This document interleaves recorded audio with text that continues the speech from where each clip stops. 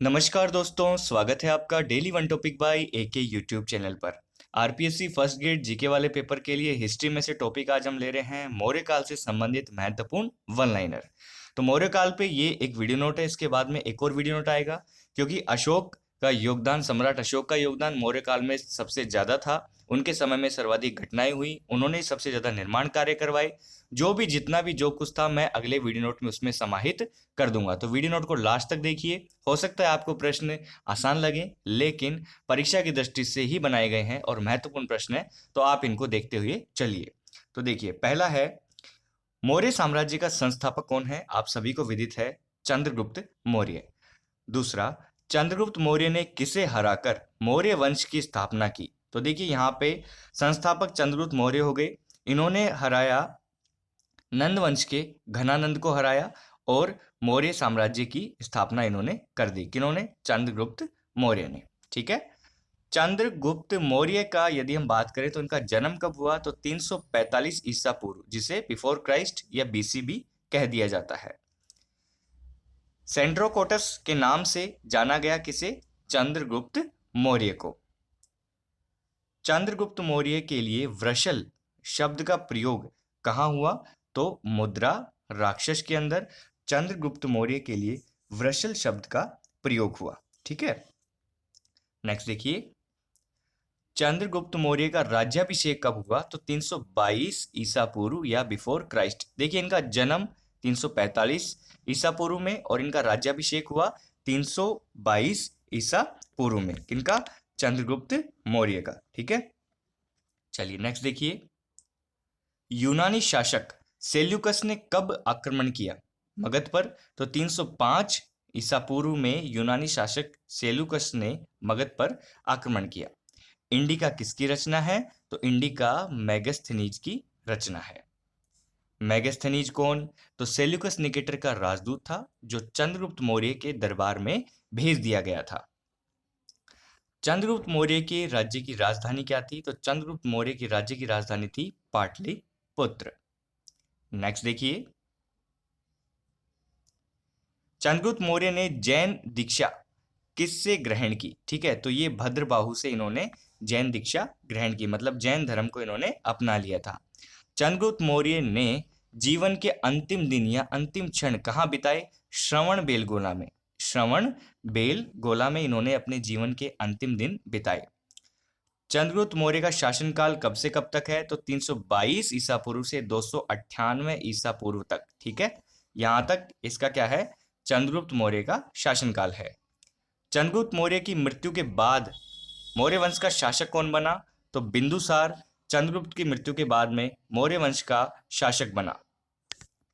अब मैं आपको चंद्रगुप्त के बारे में थोड़ा सा बताऊं तो देखिए, इतिहास में ये प्रथम महान सम्राट हुए। ठीक है। इनके गुरु और इनके मंत्री थे विष्णुगुप्त, जिनको चाणक्य के नाम से भी जाना गया।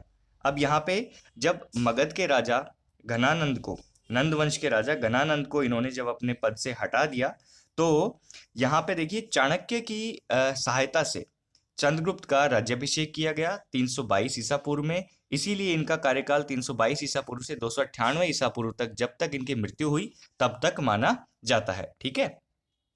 नेक्स्ट देखिए, चंद्रगुप्त मौर्य की मृत्यु के बाद बिंदुसार बने। अमित्र घात के नाम से किसे जाना गया? तो अमित्र घात के नाम से जाना गया बिंदुसार को। ठीक है। तो अमित्र घात का मतलब होता है यहाँ पर शत्रुओं को नष्ट करने वाला, शत्रुओं का विनाश करने वाला बिंदुसार को जाना गया।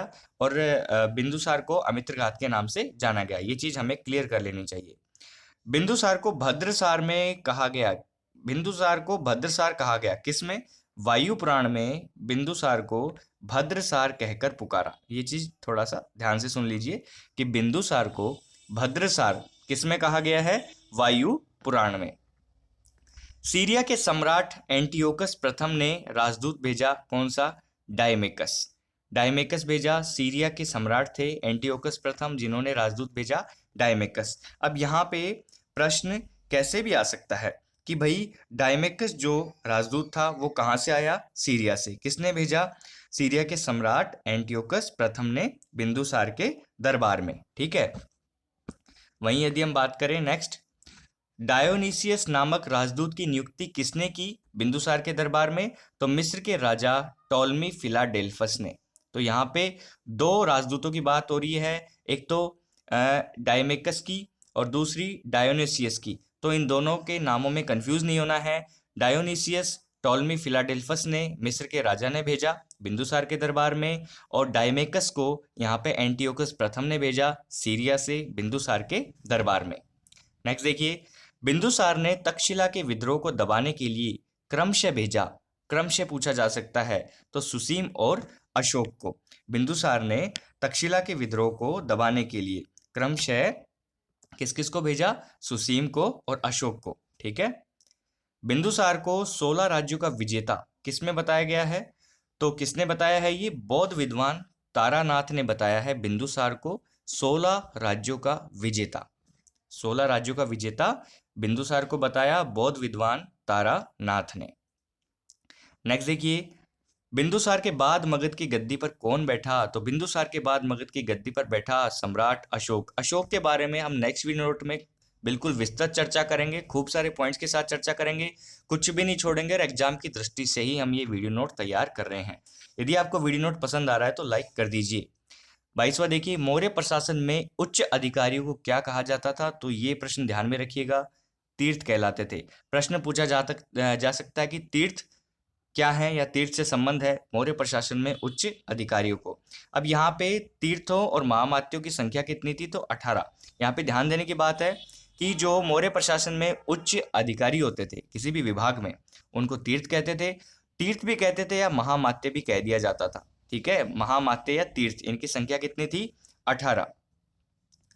नेक्स्ट देखिए, राजस्व विभाग का प्रधान क्या कहलाता था? यहाँ पे समाहर्ता। कुछ जो मोस्ट है वो मैंने यहाँ पे लिख दिए हैं। पुलिस या सेना का अधिकारी दंडपाल कहलाता था। राजकीय कोषाध्यक्ष का जो अध्यक्ष होता था वो कौन था? सन्निधाता कहलाता था। और इन तीर्थों का जो वर्णन है, जो ये 18 तीर्थ मैंने आपको 18 तीर्थों के बारे में बताया है, ये 18 तीर्थों का वर्णन किस में है? अर्थशास्त्र में। अर्थशास्त्र किसने लिखा? कौटिल्य ने। ठीक है, और ये एक राजनीतिक ग्रंथ है अर्थशास्त्र, ठीक है, जिसमें शासन की नीतियों के बारे में लिखा गया है। प्रशासन की सबसे छोटी इकाई क्या कहलाती थी? यहाँ पे मौर्य वंश में ग्राम कहलाती थी। सैन्य विभाग का सबसे बड़ा अधिकारी सेनापति कहलाता था। और अर्थशास्त्र में एक शब्द दिया गया है चर, तो चर से संबंध है जासूस का, मतलब जासूस को चर कहकर पुकारा गया है। ठीक है, अर्थशास्त्र के अंदर जासूस को क्या कहा गया है? चर कहा गया है। अब चंद्रगुप्त के शासनकाल, जो चंद्रगुप्त की यदि हम बात करें यहाँ पे, तो शासनकाल के अंत में इन्होंने क्या किया? मगध में थे तो 12 वर्षों तक वहाँ पे बहुत खतरनाक भीषण अकाल पड़ा, अकाल की स्थिति रही। तो उसके बाद में वो भद्रबाहु के पास में चले गए, श्रवण बेलगोला, वहाँ पे तपस्या करने लगे। वहीं चंद्रगिरी पर्वत पर उन्होंने 298 ईसा पूर्व में सल्लेखना पद्धति द्वारा अपने प्राण त्याग दिए। ठीक है, श्रवण बेलगोला में उनका अपना जीवन समाप्त हो गया था। ये हमने आपको शुरू में बता दिया। तो देखिए, अब हमें क्या करना है, नेक्स्ट वीडियो नोट में अशोक महान से संबंधित, मौर्य साम्राज्य के जो प्रशासन से संबंधित या सामाजिक व्यवस्था से संबंधित या वास्तुकला से संबंधित जितने भी प्रश्न हैं उनको मैं समाहित कर दूंगा, और वीडियो नोट आपको कल शाम को मिल जाएगी। तो वीडियो को लाइक और शेयर करना बिल्कुल ना भूलें। चैनल को ज़्यादा से ज़्यादा शेयर कीजिए सभी ज़रूरतमंदों के साथ में। वीडियो नोट देखने के लिए आपका बहुत बहुत धन्यवाद।